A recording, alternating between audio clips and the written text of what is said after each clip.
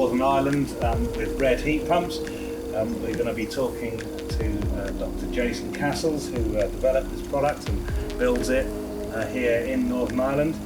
And we're going to be asking him some questions about the unit and why he set up this company and why he makes this lovely thing. So I'd like to introduce Dr. Jason Cassells, the developer of the RED heat pump. So Jason, tell us a little bit about your glittering career in oil boilers and how you came to start RED and develop this machine. Sure.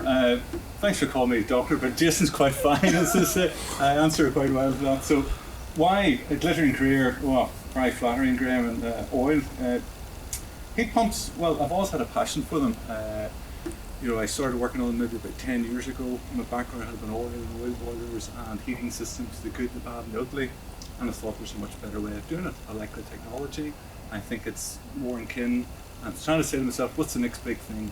Certainly in Northern Ireland, Ireland in general, and part of rural UK, oil is where it is because there's no real alternative to natural gas. And I said, what's coming next? I've seen the technology. I thought it was what people want. Push button. You press the button, heat comes on. Biomass, you just shovel it in and shovel it out and look after it. And I thought, if I can do a really good heat pump, back to basics, and try and answer those questions and make it fit for purpose, rather than just another box. So that's really, I was very passionate about them, and I wanted to sort of try and make it as best as it could, or accessible technology. We've got this beautiful machine here, but what made you think of making your own heat pump instead of just getting one off the shelf from somebody else? Oh, maybe I'm very particular. I always like doing my own thing, bespoke. I looked at some of the competition, did a wee bit of benchmarking. This is maybe 10 years ago. I looked at various products, and they all had flaws, all compromises in the design, and said to myself, surely someone can do a better job than this. So we started looking at some of the features. And after a few months of this, I said, wasting my time, cleared the desk, blank sheet of paper, and started afresh to build from the ground up, nuts and bolts, without any compromises, no adaptations or variation of air conditioning units in reverse. Blank sheet of paper, make a heat pump that does exactly what it's supposed to do, is produce heat efficiently as possible. And that's what we set out to do. So would you describe this thing as the supercar of heat pumps, or where would you, in the car world, where would this sit? Oh, what a question. I started out, yes, I could have went off and bought bags of bought a controller somewhere else, and I could have done this and this component, but I sat down and looked at it. All the things I wanted to do weren't available off the shelf. So I said to myself, if I go out to buy a supercar, as you say, if I buy a Ferrari, it doesn't have a Ford engine in it. It has its own guts, its own interior. So I said, for me to make this as best I can, I have to do my own equipment, my own controls, my own circuit boards, my own software, and we did all that. Good idea at the time, Jason, but took us a bit of corners to turn, but we got there. And the flip side is, with things, very unique features, and 4 expansion valves, for example, controlling refrigerant where it has to go at the right time to improve efficiency, recover heat, and a few wee patents thrown in there as well. So painful at the time, but with hindsight, I never would have done it differently. It had to be done from scratch. So when I look inside this unit and look in the literature for this unit, I notice that there's many features which seem to be designed to squeeze that last little drop of efficiency out of the unit, get the best temperatures, the best SCOPs. So can you tell me a couple of sort of really snazzy features, straight from the horse's mouth? Yes. What are the main features? First off, it's the shape. Why is it round? Why have we put the fan on the top? It's all about symmetry, airflow, and I talk flippantly about heat pumps. There's 3 things important: is this flow rate, flow rate, and flow rate. Without flow, you can't get the heat out or heat in. Air is very similar. So we wanted symmetry, hence it's round. The fan's on the top to suck in the air, blow away the cold air, and also the noise goes out the top too. We have our little louvers are slightly different. Those have been tuned or optimized to have uniform airflow over the evaporator, because then we have no hot spots or cold spots. The whole thing will frost up pretty much at the same time. So we're maximising efficiency because we've optimised the airflow. What we also have is a little bit off the ground. Why is that? Maybe not so bad here, but you get leaves blowing around, you get a bit of snow in the winter time, and a bit of drifting. You wouldn't belong blocking off some of your evaporators, so that's up a little bit. All our compressors, all the heavy stuff's down in here below, so there's low centre of gravity. Again, it's pre-insulated in that. The doors keep out both the noise and the heat. And then with a nice little patent that we recover that waste heat inside. That's a little fan moves it around our plate heat exchanger, or our inverter plate, which we inject refrigerant into to cool. So any heat that leaks into the pipe work, so the refrigerant or the inverter, we recover that on the correct side, the suction side of the refrigerant. So it's a net gain as opposed to a loss. And we can cover up to 200 to 300 watts of energy that way, which mightn't sound a lot, but when you add that on, the electric consumption is very significant to the COP. So now we've taken off the bottom covers to expose some of the technology. So can you talk us through some of the sort of points? Where are they made? Why are they the components you use? First off, you can see there's lots of room, lots of access, and they're sort of into three cut categories the way I look at it. This side is sort of refrigeration controls, should never need to be in here. This front box is sort of the inverter, all the electronics components in there. Again, you shouldn't want to be in here. And this is the bread and butter side, as I call it, the installer's entrance. So again, we have our circulating pump, pipework connected, condensate drain, power cable, data cable, and then how you connect it in is very simple. Data cable there and power supply there. Very, very simple. 3-pin plug. If you can wire that, you can wire up our heat pump. And I see your tubes going straight into the ground, which is great, but in some instances, for instance, if you have a solid concrete base, maybe you can't bring the tubes out. Is it possible to get the tubes out the side? We have you see the little provision in there, so you can bring the pipes and cables in there, put a gland in there, so it's designed to either go straight out the back or through the bottom. Again, if you can, new build scenario, or you can put the thing away from the house. This is designed a little upstand here, you cut that out, makes provision for the pipeworks, the drains and so forth. So it becomes very nice and stealthy and quite a simple, neat and tidy, with no cables exposed. And the biggest thing that I was quite proud of, you can't really see here, but our evaporator's round, sits on top of this drip tray. And the drip tray has a nice little drainage channel into it. We have a condensate drain inside, so that means it doesn't then freeze up. Also the condensate is collected and drained off safely. I've seen other designs where they get a bit of leaves, the whole thing overspills and it goes onto the ground. You've got a nice skating rink in the winter time, so we've avoided all of that. So looking at your electrics box here, it's very different from what we're used to seeing. So obviously, normally we're used to seeing PCBs and so on. You've got them all sealed up. Why did you seal them all in the box? Well, there's twofold. First off, you've always got a little bit of compensation, but a dampness. So if I double bag it, for want of a better word, so we've got the IP rated casing with a weathered top, so there's no holes in it. And likewise here, if I then put a little protection onto the box, it saves electronics. Secondly, is probably where our patent is. If I just, if I just pop around to this side over here, you can just about see I have a little refrigerant valve, and what I actually do, which is very unique, because one of our patents are pending soon to be, we have a cold plate which removes the heat from the inverter. It could be 200 to 300 watts there. We also have a little fan on the front which draws the air through a serpentine down the back of it. That recovers the heat onto the cold plate, and also any heat that leaks inside the compartment we totally recover it. That makes it very efficient. Also it stops the electronics overheating, so this sort of great weather that you get in our summers, maybe in the south of England, maybe not so much in sunny Belfast, but you get high ambient temperatures and it's prevent the electronics inverter. So we run our inverter normally 25-30 degrees Celsius. We have another manufacturer that actively cools the compressor to extend the life of the electronics. Okay, so that's what we do, both for reliability and efficiency.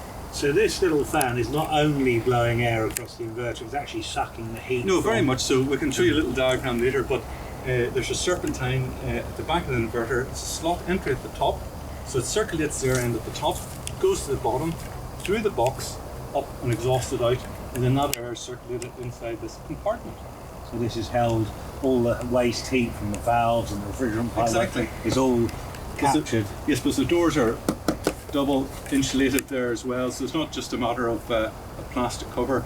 There's insulation inside this as well to recover the heat, or to prevent the heat leaking, and it works very well. It keeps the noise down, plus any waste heat, because it's very hard to insulate all these pipework. Sometimes they're in heating mode or cooling mode, or again, just general compressors. We use a preheat in that just to keep the compressor warm at times. So that heat would have been wasted, blown away, we recover it.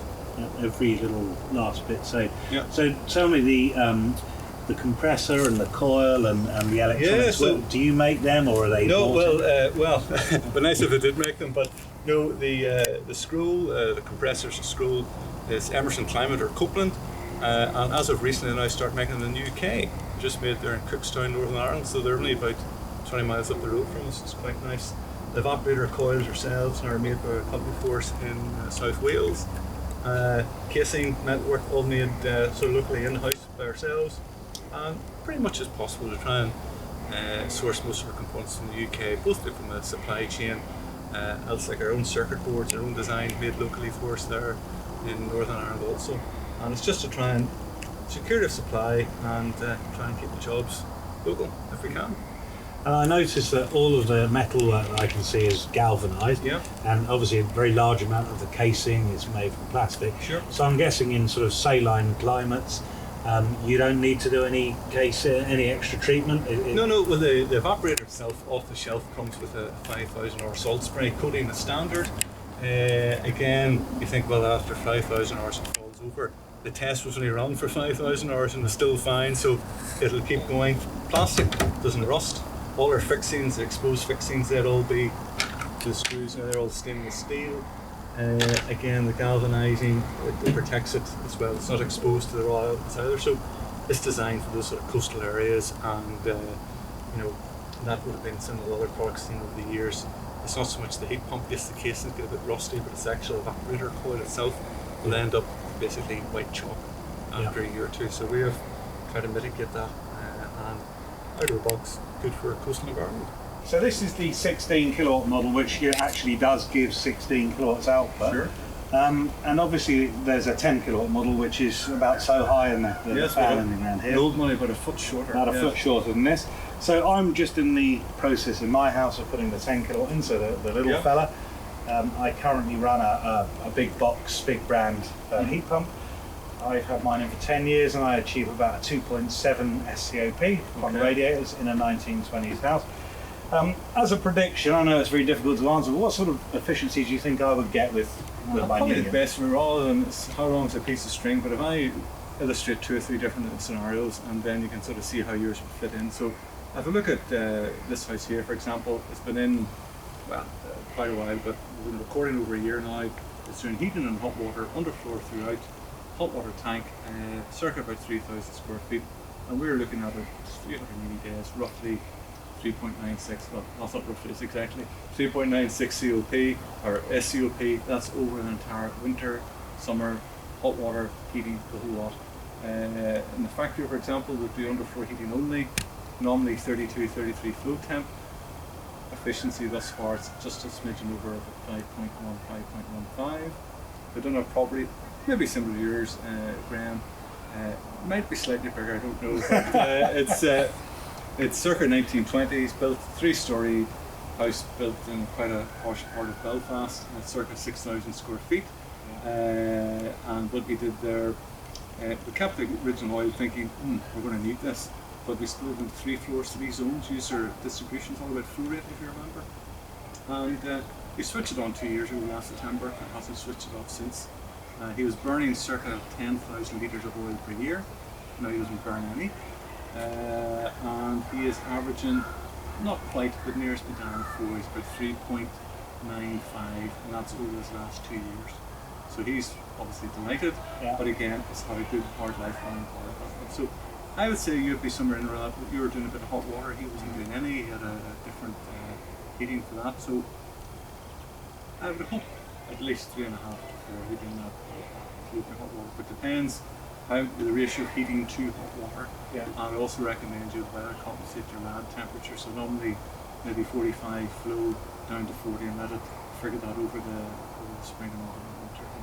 But tune that makes a big difference actually. No matter where it doesn't overheat it, and it just helps increase the season efficiency.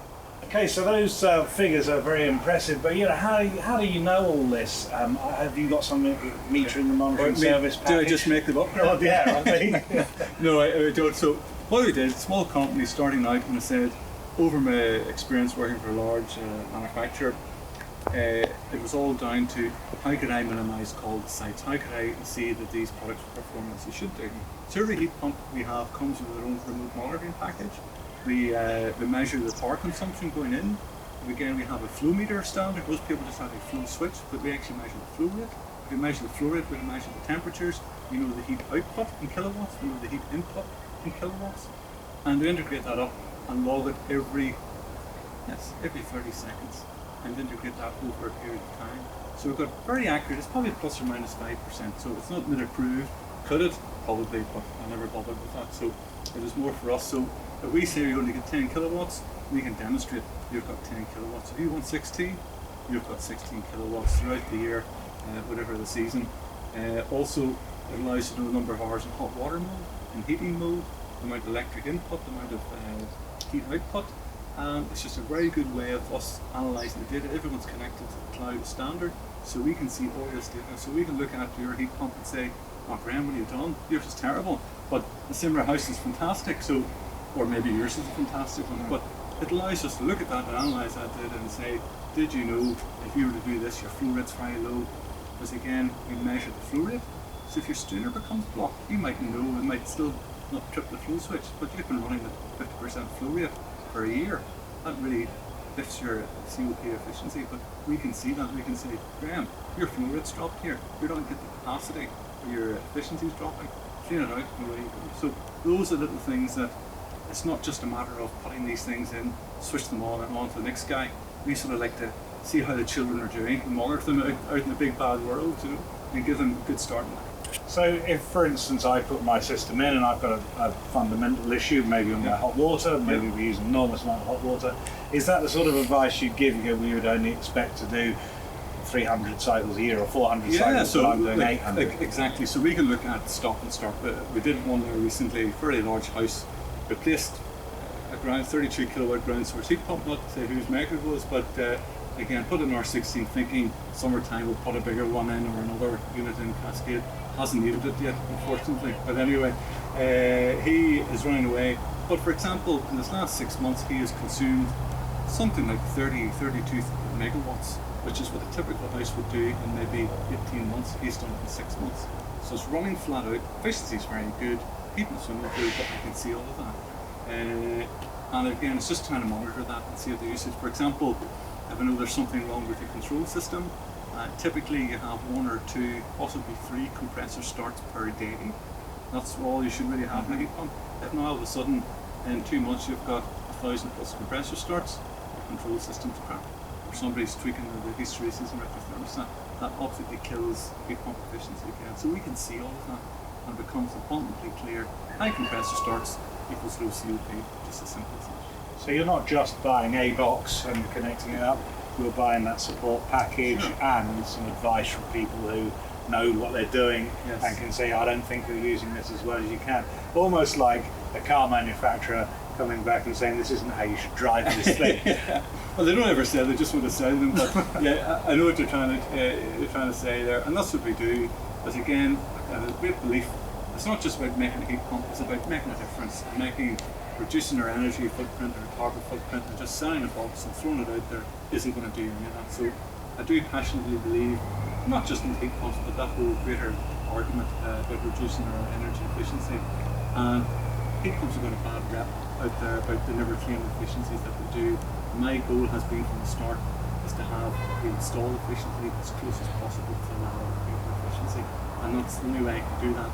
Various other technology, and we'll talk about that later about speed control, but if I can't monitor that and see where it's went wrong, how can I ever fix it if I don't know the problem? So that's what I'm trying to achieve. With RED system, what you get is a heat pump in the garden that we've covered quite well, but you also get a water distribution system which goes inside and a custom-made cylinder to eke that last bit of efficiency out. So what I'm going to do now is ask Jason to sort of talk us through the components, tell us why it's done this way and why it looks like this. If you don't mind, I'll sit down the job, or else I'll like Nelson and his flagship, or I'll knock my brains out. But simply, so why not just the box? Why not just the heat pump? Why the whole system? So I started out doing a bit of everything.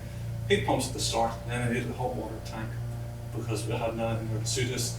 And then I realised these things went in, but not as efficient as they could do. So then I looked at the whole heating system. So it's very simple. The way I look at it is, the heat producing the plants, whether it's a boiler, or oil, gas, heat pump, whatever it is 50% of your heating system, very crude. The other 50% is the actual physical pipework, heat emitters and heat distribution. And if you've got one good and one bad, the whole system's bad. So it says, how can I get as close as possible to an installed efficiency as I do a lab efficiency or out in the test lab? So I need to control the distribution, need to control the flow rates. And what I've then come up with is this sort of manifold, and it just looks like a bit of a box, but there's a wee bit more to it meets the eye. The pipes will come in here the left hand side, and again we can rotate angles of this, but in this instance it's in this configuration. Heat pumps left hand side, we have a low loss header built in, so we've got a high length. The pipes, flow and return, hot water off the top, and I've got 1, 2, 3, 4 zones. I've got 2 upstairs zones and 2 downstairs from the underfloor and so forth. Again, it isn't just a box with connected pipe, there is a contortuous path in that. We've done some flow simulations and computational fluid dynamics to optimize the efficiency and the basically separation of flows. But the biggest problem I have with all this thing here is, how do I balance it? As good as things are, it's impossible to balance this thing because the flow temperature is changing, the heating load in these heat emitters is changing. It's impossible. And I says, could I not come up with something that would sort of dynamically balance this thing on the fly? And we have. So what we do, yes, they're variable speed pumps, but we control the speed. It's not some spurious algorithm inside the circulating pump based on pressure and so forth. We look at the flow and return temperatures in each heating circuit. We then run those together and achieve a 5-degree differential. So pump 1 could be 30% speed, this could be 60, this could be 80, and that could be 40. And as the load opens and closes, the underfloor opens and closes, as the radiators heat up or cool down or circuits come off, that load's constantly changing. So we dynamically balance each heat emitter zone, and it works very well. So that means the water going back to the heat pump is always at this optimized 5-degree differential. The heat pump is based on a flow temperature, so we flow in at normally 35 or 40 or whatever it is. Return water coming back is typically 5 degrees less than that. On a fair wind, you test in the lab, you're allowed to adjust your pump speed yourself. Most manufacturers don't supply the pump with it, so it's a wee bit fake that you're allowed to adjust the pump speed to suit the capacity, so then you get your perfect 5 differential. In the real world, pumps put in, turn at full speed, as the part load drops, you have maybe a 1 or 2 differential, which is really terrible for efficiency. What we can do, we modulate those pumps right down, so this thing is always in its right zone. And there's a few other wee clever things, but for example, when we go into defrost mode, guess what? We control the pumps. So we turn the pump speed up to guarantee flow, and so it goes on. There's lots of little clever things. It isn't just about controlling the pumps. So when I buy this and it gets delivered, I'm guessing I assemble this and put these pumps on and wire everything myself. How do you stop me getting all the sensors and pumps in the wrong place? As good as you are, Graham. We do the heavy lifting for you, so we pre-wire and pre-plumb this thing. So pretty much from these valves down, it's all there. It's all pre-wired, so all you really have to do in this thing is put in a power supply and the data cable. So that data cable goes from the heat pump to our manifold controller, from the manifold controller to the indoor controller. All you have to do in this thing to get going is 3-pin plug or a few spare, basically a live neutral power supply and a twisted pair data cable, and that's it. So very simple. So if I have an underfloor system like this, I noticed that you don't have pumps. No. So we're using your pumps as our underfloor heating Exactly. pumps. So there's a saving there, and of course it means that they're in full control. You have no mixer valves or blending valves and all that carry on. So you have no issues of reverse circulation or mixing going on. And people say, well, if my manifold's here and my underfloor manifold's 20-30 meters away, don't worry about it. We've thought of that. We have sized our pumps just to suit about normally 25-30 meters of 20mm pipe work and 1,000 meters plus in the underfloor manifold. Perfect storm. Those are 7.5 meter head pumps, and there's more than enough grunt there. Plus, one pump is doing one circuit, so we're not using one pump to try and heat the whole house. So we split the flow rate, heat pumps. So in this particular case, and each of these pumps is really serving something like 4 kilowatts each, assuming these are Yes, hence the flow rate is lower than it would be if we did that. You're not trying to do it all. Yeah, exactly. Okay, that's very simple. So tell me a little bit, I see the cylinders hidden away, very difficult to see here. Yes. Tell me a little bit, because I've not seen a square cylinder before. Why put a round peg in a square hole? Okay, yeah. Every tank that you see is round, and every hot press that I've seen is square, unless you can show me a round one. But so maximising the footprint, again, different design tank. It's manufactured locally for served by a company, Harlequin. So was a director there for a short period of time to develop their range of plastic hot water tanks, and they're fit for purpose. So different concept. People say, is it a thermal store? Is it pressurized? Is it vented? Is it open vented? And I say yes, it's all of those things. Okay. Okay. So it's a combination of what I try to achieve for the tank is all the advantages of a vented system without the disadvantages, and all the advantages of a unvented system without its disadvantages. So how have you done this? So it's a pot of water, a cup of water. We have a coil to put the heat in, and a coil to extract the heat out. So think of it as a battery. We charge the thing up or we deplete it. So it means water content is less than 15 litres on the domestic side. Therefore, it's deemed not to be pressurised. Therefore, you haven't got the whole G3 thing to worry about. Again, Legionella risk is very less because the stored water is about 10 or 12 litres. So you're purging it multiple times per day. Nevertheless, we can still heat it to 60 degrees for the heat pump alone. Because we've got a very high surface area coil for both the input and the extraction. So it's instantaneous. Typically, the store temperature is 60 degrees. My flow outlet is between 58 and 59. It's pretty much on the money. It's negligible. So the water that's in this cylinder then, this is never used, never recovered. It's just static. You fill it up and that's it. You might once in every year or two top it up or something, but generally we've logged them over these years now, and the water doesn't go because the vent in it is done in such a way that it can't go downhill. So it can't only just allows the pressure to equalise it. But very simple. All the connections are off the top. Again, it's thick PU foam insulation, so it's very well insulated. It's quite robust, so moving it around site's handy. It's light, got nice ribs on it to lift it. And the prototype one was blue. Production's are now all sort of wild pump grey, for want of a better word. But very simple to plumb, because have you ever tried getting your pipe benders out, Graham, and going in at 90 and next one's at 33 degrees and disaster. Everything's off the top, just to get in. Super simple. Nice and simple. So obviously it looks very cleverly put together, nice and simple to see where everything is going, especially with labelling and so on. The one thing that we haven't seen, of course, how do we drive it? Yes. So could you show us the controller? Yeah, absolutely. We'll go through some of the features and maybe show you some of the efficiencies and how easy it is actually to set up for the first time. So you've bought the system manifold and you're commissioning it. There's lots of things we can do. We'll go through that certainly. Yes, so this is a controller. I've just woke it up there. So it's trying to make the thing accessible for people. What I've found a lot of controllers I've seen over the years, they're a bit clunky, hard to follow. You need to have the manual out in front of you, dabbing the buttons, and even then it'll take you half an hour to switch it on or off or change set points. And I thought, everyone's used to a smartphone these days. Why not make it like that? So it's a nice touch screen, it's colour there. So again, heat pump should be fairly obvious. That's the kilowatt output. Outside temperature 23. Told you it's sunny in Belfast. Flow and return 2021. Water tank temperature 48 degrees. And the little icons there, hot water tap zone 1, 2, 3 and 4. If they're red, they're on. If they're black, they're not. It's all quite straightforward and very simple. If I go in here, I think Graham, you just talked about efficiency. Well, let's see what this one's doing here at the minute. There's my main sort of menu screen.